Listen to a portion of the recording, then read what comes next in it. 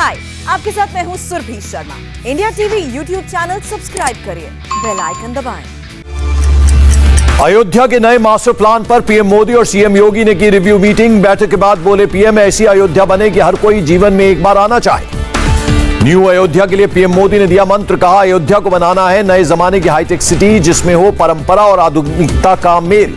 PM Modi ने कहा अयोध्या हर भारतीय की संस्कृति चेतना का हिस्सा, यह आध्यात्मिक भी और दिव्य भी। अयोध्या हर भारतीय की और हर भारतीय के लिए हो। अयोध्या पर प्रधानमंत्री के सामने पेश किया गया अगले 30 साल का विजन। पीएम मोदी ने देखा 2051 तक की अयोध्या को लेकर हो रहे विकास कार्यों का प्रेजेंटेशन।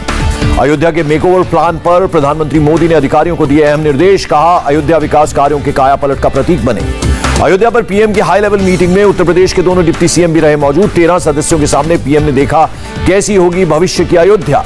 प्रधानमंत्री के साथ बैठक के बाद बोले उप मुख्यमंत्री केशव प्रसाद मौर्य, अयोध्या पर प्रधानमंत्री ने दिया मार्गदर्शन, बेमिसाल बनेगी अयोध्या। पीएम को अधिकारियों ने दिया अयोध्या में हो रहे विकास कार्यों का पूरा ब्यौरा। अयोध्या के 20,000 करोड़ के मास्टर प्लान पर हुई चर्चा। फरवरी से कंसल्टेंट एजेंसी अयोध्या में विजन डॉक्यूमेंट तैयार करने में लगी थी, जिस पर आज हुआ मंथन। रामनगरी के विकास पर करीब 500 लोगों की राय डॉक्यूमेंट में की जा चुकी है शामिल, जिसमें संत महंत, सांसद, विधायक और कई जानकारों से सुझाव लिए गए।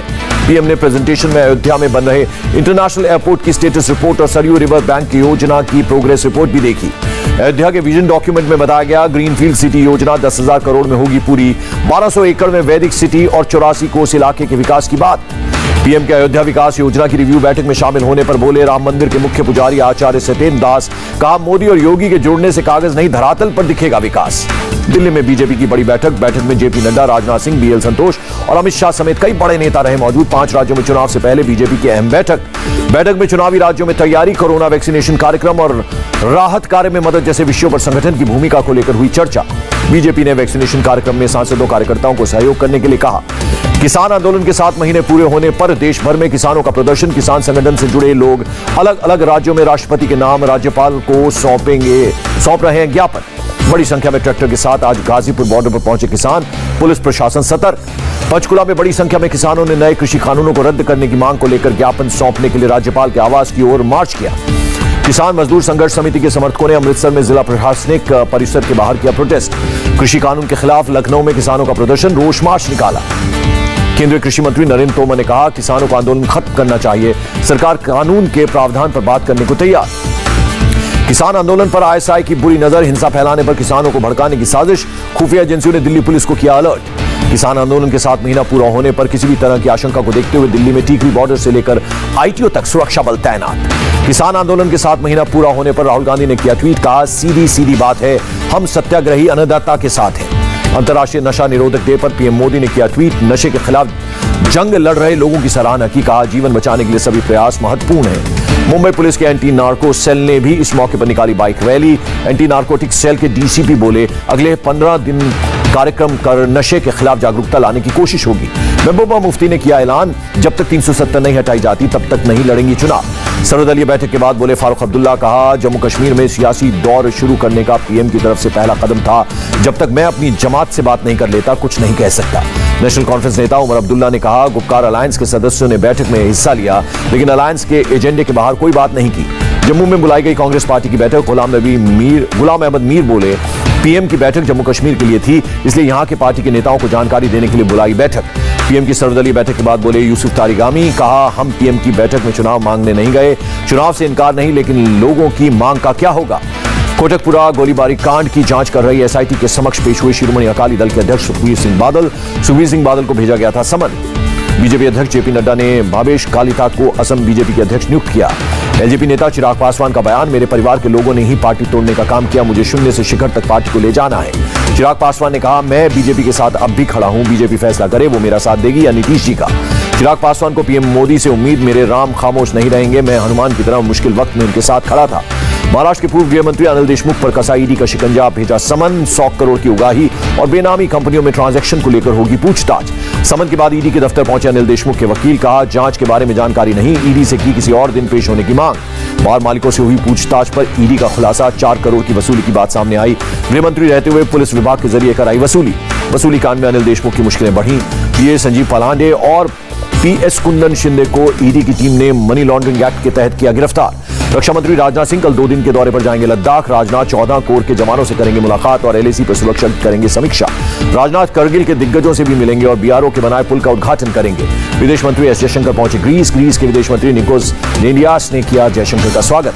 पेट्रोल डीजल के दामों में एक बार फिर भारी उछाल। दिल्ली में 98 रुपए के ऊपर पहुंचा पेट्रोल। मुंबई में कीमत 104 के पार। शिमला के आर्मी ट्रेनिंग कैंप पहुंचे आर्मी चीफ MM नरवणे, तैयारियों की समीक्षा की। ड्रग मामले में गिरफ्तार दाऊद इब्राहिम के भाई इकबाल कासकर को NCB ऑफिस में पूछताछ के बाद वापस मकोका अदालत की न्यायिक हिरासत में भेजा गया। शुभेंदु अधिकारी की स्वास्थ्य मंत्री डॉक्टर हर्षवर्धन को चिट्ठी। कोलकाता वैक्सीन घोटाले की जांच केंद्रीय एजेंसियों से कराने की मांग। कोलकाता में फेक वैक्सीनेशन मामले में हरकत में कोलकाता पुलिस। मामले की जांच के लिए SIT गठित। कोलकाता वैक्सीन घोटाले में पकड़े गए फेक IAS ऑफिसर देवंजन देव की कई TMC नेताओं के साथ तस्वीरें सामने आई। बीजेपी सांसद लौकिक रंजन ने सोशल मीडिया पर शेयर की तस्वीरें।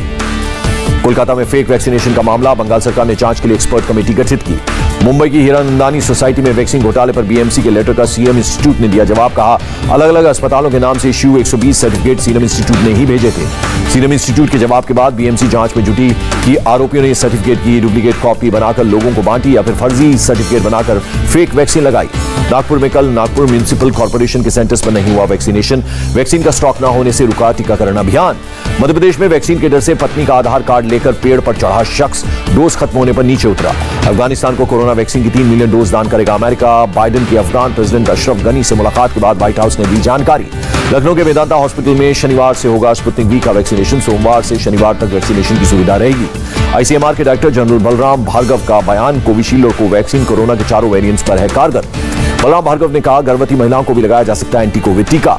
जम्मू कश्मीर के सीमावर्ती गांवों में भारतीय सेना की मदद से चलाया गया वैक्सीनेशन अभियान। वृद्ध लोगों को घर जाकर लगाई गई वैक्सीन।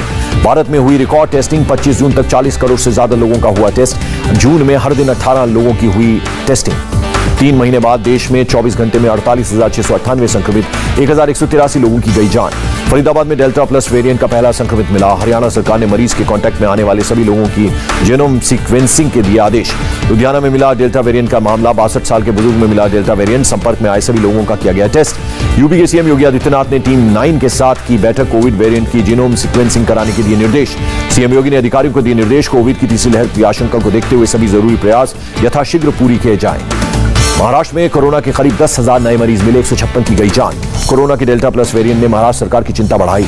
हर जिले में कम से कम लेवल 3 प्रतिबंध लगाने के जारी किए आदेश। दिल्ली में कोरोना के 115 नए मामले। 24 घंटे में 4 मरीजों की मौत। केजरीवाल ने ट्वीट कर कहा ऑक्सीजन पर आपका झगड़ा खत्म हो गया हो तो थोड़ा काम कर लें। दिल्ली CM बोले मिलकर ऐसी व्यवस्था बनाएं कि तीसरी वेव में किसी को ऑक्सीजन की कमी ना हो। मध्य प्रदेश के CM शिवराज सिंह चौहान ने वीडियो कॉन्फ्रेंसिंग के जरिए मंडीदीप में कोविड केयर सेंटर का किया उद्घाटन। महाराष्ट्र के FDA मिनिस्टर राजेंद्र शिंगणे का बयान। कहा अगर कोरोना की तीसरी लहर आई तो राज्य में 50 लाख से ज्यादा लोग होंगे संक्रमित। असम सरकार का फरमान। जिन लोगों को वैक्सीन की 2 डोज लगी उन्हें एयरपोर्ट और रेलवे स्टेशनों पर मिलेगी अनिवार्य टेस्टिंग से छूट। अहमदाबाद में कोरोना की स्थिति को देखते हुए एक मस्जिद को वैक्सीनेशन सेंटर में तब्दील किया गया। कोरोना की 3rd वेव से निपटने के लिए तैयार मणिपुर। CM वीरेंद्र सिंह ने कहा राज्य में कई ऑक्सीजन प्लांट लगाए गए और लगाए जा रहे हैं। झारखंड के रांची जिला अस्पताल में बच्चों के लिए बनाया गया अलग से वार्ड। तीसरी लहर में बच्चे के संक्रमण के खतरे को देखते हुए 20 बेड वाला ICU बनाया गया।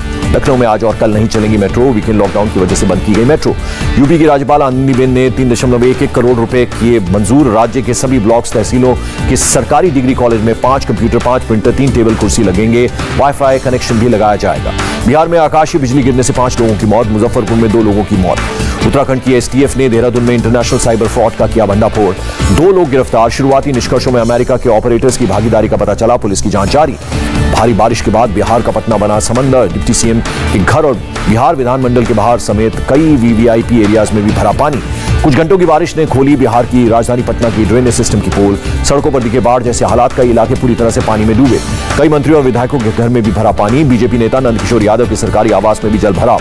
पटना की ESIC अस्पताल में भी भरा पानी। मरीजों और परिजनों को करना पड़ा परेशानी का सामना। पुरी में वार्षिक रथ यात्रा के लिए भगवान जगन्नाथ और उनके भाई बलभद्र और सुभद्रा के 3 रथों का निर्माण कार्य 80% पूरा हुआ। श्री जगन्नाथ मंदिर के एडमिनिस्ट्रेटर ने दी जानकारी। प्रयागराज के धूमनगंज में एक युवक की गोली मारकर हत्या। पुलिस ने एक संदिग्ध को हिरासत में लेकर पूछताछ शुरू की। मुंबई क्राइम ब्रांच ने मराठ के 2 फेक कॉल सेंटर्स पर मारा छापा। कॉल सेंटर मालिकों को किया गिरफ्तार। एनसीबी ने कर्नाटक और तेलंगाना में बड़ी कार्रवाई करते हुए ड्रग की अवैध तस्करी करने वाले गिरोह को दबोचा। 5 लोग गिरफ्तार, 62 लाख कैश बरामद।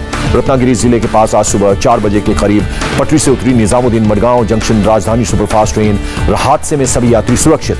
जॉर्ज फ्लॉयड की हत्या के मामले में पूर्व पुलिस अधिकारी डेरेक को 22 साल जेल की सजा। जॉर्ज फ्लॉयड की 1 साल 32 दिन बाद मिला इंसाफ। चीन ने अखबार एपल डेली के बंद होने पर बाइडेन की टिप्पणी को किया खारिज। वॉशिंगटन से आंतरिक मामलों में दखल न देने के लिए कहा।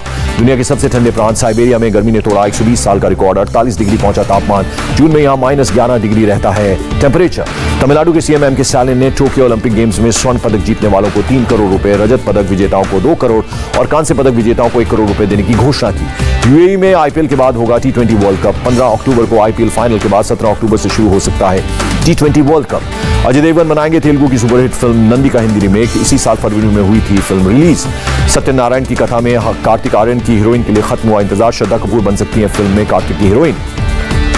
2 जुलाई से भोपाल में शुरू होगी आयुष्मान खुराना स्टारर डॉक्टर जी की शूटिंग। फिल्म के लिए भोपाल और इलाहाबाद प्राइम लोकेशन के तौर पर चुने गए। सोनाक्षी सिन्हा करेंगी तेलुगु डेब्यू। अपकमिंग फिल्म में हो सकती हैं चिरंजीवी की हीरोइन। फैमिली मैन 2 से लाइमलाइट में आई साउथ की सुपरस्टार हीरोइन समंथा अकिनेनी ने जताई राजकुमार राव के साथ फिल्म करने की इच्छा। और शाहरुख खान ने यशास स्टूडियो में पठान फिल्म की दोबारा शुरू की शूटिंग। अगले कुछ दिनों में जॉन अब्राहम और दीपिका पादुकोण भी शूटिंग में जुड़ेंगे। हाय, आई एम सुरभि शर्मा। खबरों से अपडेट रहने के लिए India TV YouTube channel subscribe करिए। साथ में बेल आइकन जरूर दबाएं। जुड़े रहें इंडिया टीवी के साथ।